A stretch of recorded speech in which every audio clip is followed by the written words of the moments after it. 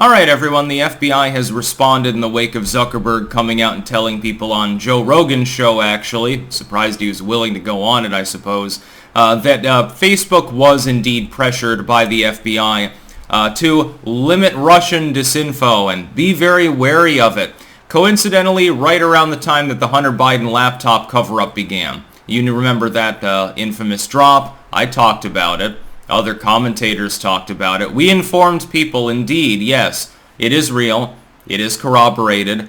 The materials being leaked are true. There was a quid pro quo between Joe Biden and multiple foreign states while he was in office, violating, by the way, several laws. His son was engaged in embezzlement and other schemes, fraud, etc. Certainly drug use and probably drug sales. Illegal ownership of a weapon, hiring prostitutes, being a John on probably hundreds of occasions. There's even weirder shit on the laptop that we can't fully corroborate. The basic concept is that the entire family from top to bottom is utterly corrupt. If the American people had been aware of this, the 2020 election could not have gone for Joe Biden. Just to be clear, this cover-up was political in nature. The irony of the FBI's claim, to Zuckerberg at least, to his recollection, with regards to the whistleblower, rather. This is not pertinent to the Zuckerberg case. There was a whistleblower that openly admitted the other day, like 2 days ago, yes, indeed, we were told at the FBI we're not going to look into the Hunter Biden laptop because we don't want to influence the 2020 election. We don't want to do that again like we did in 2016 with Hillary Clinton stuff. So, in other words, you did not do your job pertinent to a legit investigation despite knowing that the material was real because you wanted to influence the election. The funny thing is, it roughly mimics the disinfo claims in general. We'll get to that. The claim is we didn't want to interfere with the election. In pretending to do so, you actually did interfere with it. You kept pertinent information out of the hands of the U.S. public. And subjugate to that was the idea of Russian disinformation, which is what they invoked with regards to Zuckerberg. He openly spoke about this. And the FBI now responding saying, well, we were just telling him to be cautious. We didn't say anything about anything specific. It was a total coincidence. It was the same week that the Hunter Biden laptop cover-up began. It's all good. It's just it's not a cover-up at all. It's a total coincidence. The claim of disinformation, most often in and of itself, and I made a video about this I think last year, is disinformation. That is, that when Russian disinformation is brought up, it is effectively nothing more than a political shield and a boogeyman for corruption. It does not mean that there's actual Russian disinformation going on. This clearly was not Russian disinformation. It's real. The Hunter Biden laptop thing is real. The materials that we were shown from the laptop are real. There was all sorts of dirty dealing going on through and by Hunter Biden, and some of it touches Joe Biden himself. The American public had a right to know that this was going on. This was withheld from them for quite some time. And it's not coincidental that it lined up with the election. By the way, neither was the release. The fact that Hunter Biden got cracked up and left the laptop at the repair store and didn't requisition it, that appears to be fortuitous timing. There was a massive damage control cover-up that went on subsequently to try to bury the story, in which you had like NPR, which is partially taxpayer funded, saying we're not going to investigate it because there's nothing to investigate. We just know that. And people would ask, well, I mean, if you haven't looked into any of the details, how would you know if it's not worth investigating? Oh, well, we just know because it's not worth investigating because Joe Biden says so. It was a bunch of circular reasoning horseshit. This happened with virtually the entire legacy media. They froze the story out because they were terrified that Trump would win because people would know how corrupt Joe Biden was. This isn't about his son. I don't care about Hunter Biden smoking crack. He's going with hookers. He cheated on his dead brother's former wife with a hooker and got her pregnant, or a stripper rather, and got her pregnant. I don't care about that. And maybe the apple doesn't fall far from the tree and it shines badly on the family at large.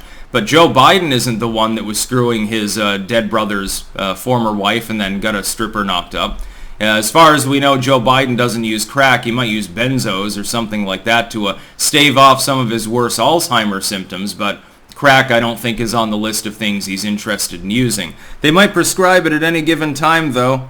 New experiment shows 5% reduction in Alzheimer's symptoms among crack addicts.